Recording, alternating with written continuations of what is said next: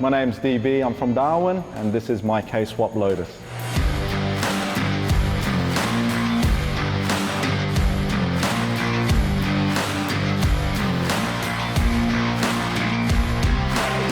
There's a bunch of guys back in 2005, around that time, they wanted to go prod sport racing. So in order to comply with the regulations at the time, they needed to produce a certain number of cars for the road and get them registered in ADR and so forth. This was one of those models. I've been in the Lotus community for over almost 2 decades actually. I've had 8, 9 different variants of them. When it came up for sale, I actually had the pleasure of being able to acquire it. I've had it for a few years now. I use it for circuit, but there's only limited times you can get on the circuit during the year, so it's actually a car that will do everything. I've done drags, I've done circuit, I've done Motorcana. It's built for everything. It's just a nice little package. Spec-wise, it's a K20A from a DC5R, forged internals, lightly built. It's supercharged, so it was actually homologated as a supercharged variant. Besides the engine and some auxiliaries attached to it, the body kit's a factory body kit, the wings are factory wing, the rims are factory rims. Everything, as you see externally, is actually factory. As far as brake-wise, it's got AP calipers. They're actually factory fitted, 4 pots at the front, 2 pots in the back. I run normally AO50s on the circuit, but for this event, I've got some PSRs in the back. Even though it doesn't have the power to spin them, it's still good fun to G up the boys. It weighs 850 kilos, a little bit more now because I added air conditioning because I need air conditioning up here. So it weighs about 860 kilos. It makes 260 kilowatts on a hub dyno here in Darwin. With nitrous, it will be very close to 300 at the hubs. There's been a lot of people that helped me along the way. Benny at Benchmark Solutions, he's been to Darwin, tuned cars on a laptop back in the day. Jeff at JNS Autos in Sydney, he does a lot of the Lotus prep for when they were actually racing back in the day, and he's a wealth of knowledge, so thank you, Jeff, for all your help. Peter from Rice Racing, and I really appreciate all their input in order to get the vehicle where it is today. Because being a Lotus, people ask me why do I roll race. At the end of the day, I built it for enjoyment. Win or lose, it doesn't matter. It's the participation and the enjoyment and the friendship you build through the time you do it. So yeah.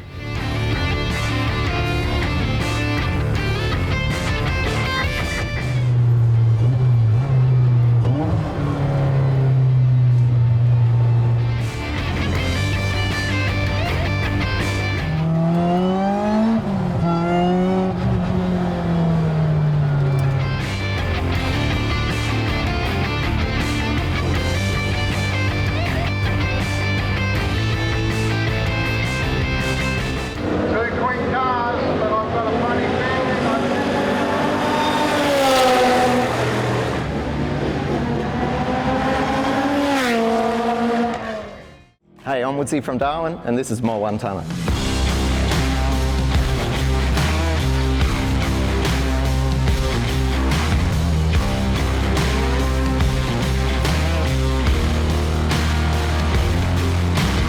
I got the car back in 2009. It was in really good nick. It was like a mint looking ute. It came with the tray, had different rims on it. So I set out to get my old motor rebuilt, keep it NA, wanted to have a tough NA tonner, you know, tradies ute. I got upsold to purchasing a Dart block, 427 7 litre. We've got Kelly's crank and rods, we've got CP pistons, Texas Speed rockers, we've got comp push rods. Nathan Higgins, he's the man, hey, he's so good. Did up a set of LS7 heads for it, so they've been tickled up a little bit. It's actually a Calford cam, specs undisclosed. I'm going to keep that under the nose, that's it. MSD Atomic Air Force manifold on it as well. I see a lot of guys go with the fast manifolds and these high rise and stuff. It depends on your setup and what you're out to get, you know. They're a very good manifold for mid-range. Probably you lose a bit up top, but they do flow quite a bit more once they're tickled than a fast manifold. We're just shy of 600 at the wheels. I love the look of the stock thing. It does surprise a few people because it does. It just looks like an LS. But yeah, obviously we've put a bit of gas into it now, so not much, but yeah, it loves it. It has responded really well to the gas. We'll probably be running about 760 at the wheels on a 150 shot. We've seen over 850 at the wheels with a 175. So it does it easy. There's a lot more left in it. It is a stock T56 manual 6-speed gearbox from original. What? I like the drive factor of it. Like I've got to be driving, I've got to select my gears, I've got to make sure I'm on time. I'm actually button activated on the gas as well, so if I get it wrong, that manifold's going to the moon. Rear end, yeah, it's 4.1 diff gears, stock. It's the standard Ball Warner. Because it's a 1-tonne, it is a bit heavier rated, so yeah, it's holding up, and the roll racing's pretty easy on them. It is a bit of a pig around town and stuff like that. You don't like being in traffic, you know, stop starting, obviously, but yeah, as long as it's there, it's going to stay a manual. You'll be surprised, I think, at just how us backyarders up here with no real tune shops or anything can manage to go reasonably quick.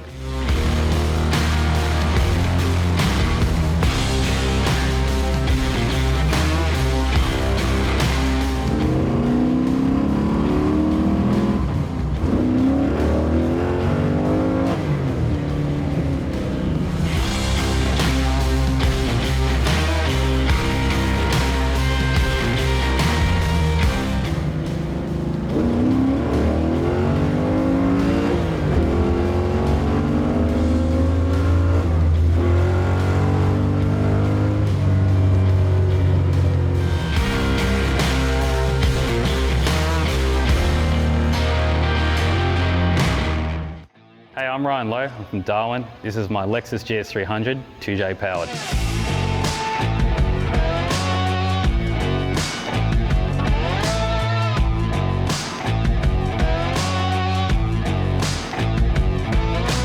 Got it in 2013, it was stock, had coilover suspension, works wheels, that was it. My plan was to do nothing with it. Within 4 years, I put a 2JZ GTE swap into it. It's all stock bottom end, built head, and that's it. I just seen a bunch of stuff on YouTube and bought all their parts. So the car was originally built by IMS, Independent Motorsports in Victoria. They tuned it first, then it went to G-Force Race Solutions in Melbourne. He retuned it, did all the fuel work. Full BC head in it, no port, nothing. Springs, cams, 264s, precision 6466 on it. It's got a 6-boost manifold, 4.5-inch dump. It's got a Turbo Smart gate on it, Plasmaman intercooler, factory inlet on it. It's got a Heltec 2500 in it. It's got a Raceworks fuel rail in it, Bosch 1650 injectors. The fuel system is a Intang Powerhouse Racing triple. Pumps are twin 460 Walbros. I went to an A340E and I got it built by Gilroy's. Got a billet converter in it, 4000 stall. It works perfect. Daily it runs on 350 kilowatts. Up here on full boost, it's still 540. It doesn't feel as fast as it actually is. That's the biggest thing with it. You get in, it feels lazy, but then once you see you're ahead of everyone else, yeah, it actually does make a lot of heads snap. No one expects it from it. It looks like a show car, but it's got plenty of go to go with it. So there's plenty of rivalries. I've got the Lotus, I call him Lotus Lightfoot, because he seems to get off the throttle whenever I get too far ahead. Any RVs I'm going to try and have a real good crack at. We're all mates here. Absolutely, everyone works together. We all help each other with the cars. It's real tight knit. There's a whole heap of shit stirring, but it's all in good fun.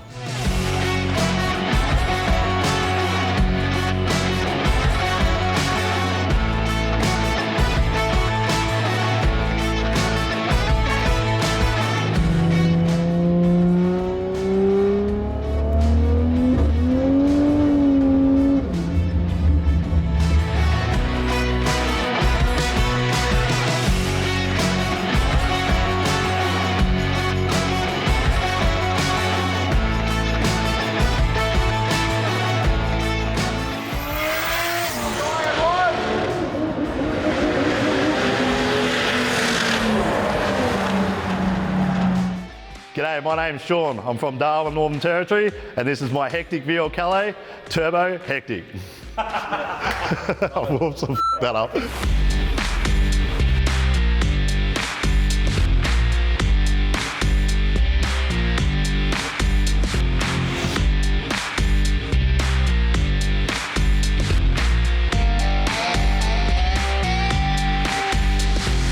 So we represent Outback Car Care, the NT's elite detailing studio. We're all about making things pristine and protecting them here in the territory. What we specialise in up here is graphene coatings, which are like ceramic coatings on steroids that work a lot better up here in our UV conditions, and that's what we specialise in. It's a big part of the automotive industry up here, and pretty vital part too. It's hard to keep a nice car perfect in the territory, hence why we come in with our expertise in the protection and detailing to keep the cars perfect. So I purchased the car back in 2006. It used to be ex-PSI 03L. So it had been the Summernats. My mate built it, and basically he took it to Summernats. Not long after that, I bought the car. And look, we held on to it with that setup for a while. It took us about 10 years to finally progress with the car, and then we slowly started to upgrade things over the last pretty much 10 years. It came to me in really good condition. I've been very lucky. I've had my mentor, KC Customs, come to the party and repaint the car black. When I first purchased the car in 2006, it was a spec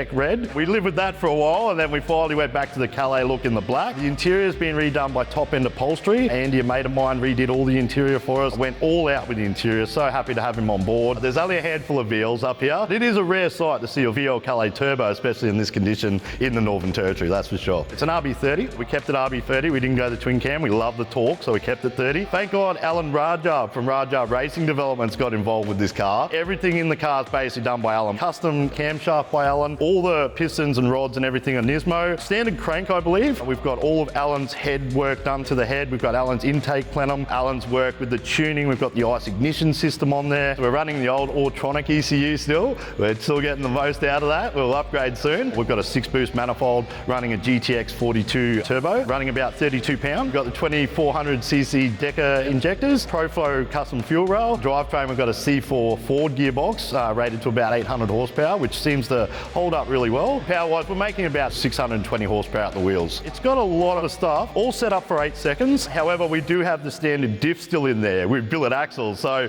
all this power, a bit limited just by the standard diff at this point in time. 20 years ago, 15 years ago, I was winning all races, and I don't expect to stop.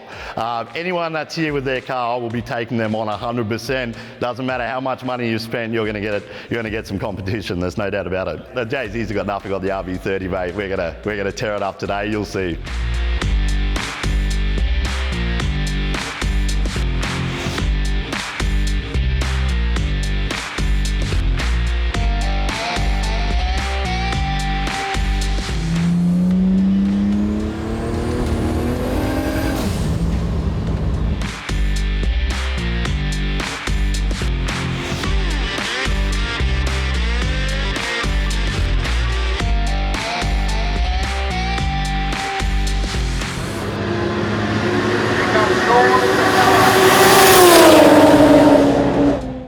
Hi, my name's Connor, I'm from Darwin. This is my turbocharged VX Commodore.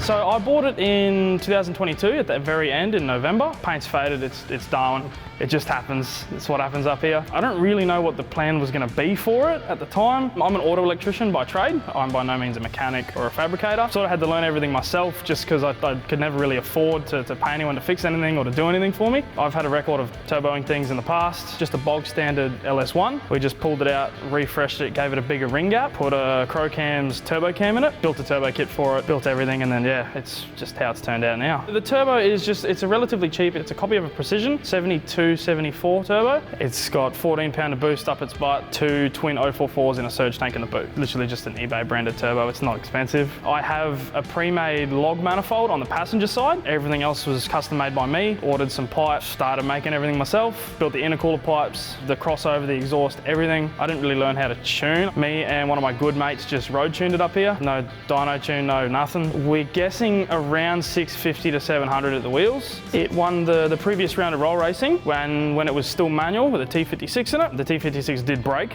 at the last roll racing event, so we've since then put a Turbo 400 in it. It's a built Turbo 400 reverse pattern with a trans brake and just a GJ Drivelines full billet shaft. I did Nitro up north, a drag racing event up here. I did 11.2 at 135 mile an hour, which is not too good of an ET, but the mile an hour is there. I haven't done rolls since it's been auto. Keen to see some fast cars come out, because yeah, we usually sort of get 40 to 50 entrants, or probably by the time we get here, it's going to be maxed at 100. Really looking forward to Ryan in that Lexus. Yeah, he's been chatting a lot, so we'll see. I've beat him on the street, obviously only to the speed limit.